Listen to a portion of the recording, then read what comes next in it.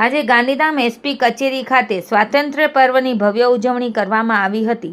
આ અવસરે ધ્વજવંદનનો કાર્યક્રમ યોજાયો, જેમાં પોલીસ અધિકારીઓ અને કર્મચારીઓએ ઉત્સાહભેર ભાગ લીધો હતો। ડીવાયએસપી ડીઆર ભાટિયાના હસ્તે ધ્વજવંદન કરાયું। ધ્વજવંદન બાદ પોલીસ જવાનો દ્વારા તિરંગાને ગાર્ડ ઓફ ઓનર આપીને સલામી અર્પણ કરવામાં આવી। આ પ્રસંગે ઉપસ્થિત સૌએ રાષ્ટ્રપ્રેમ અને દેશભક્તિની ભાવના વ્યક્ત કરી હતી।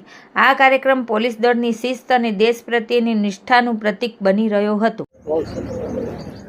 આજના 79માં સ્વાતંત્ર્ય દિનના પર્વ નિમિત્તે કચ્છ પૂર્વ જિલ્લા પોલીસ વતીથી તમામ ભાઈઓ બહેનો પ્રજાજનોને પોલીસ પરિવાર ખૂબ ખૂબ શુભેચ્છાઓ પાઠવે છે।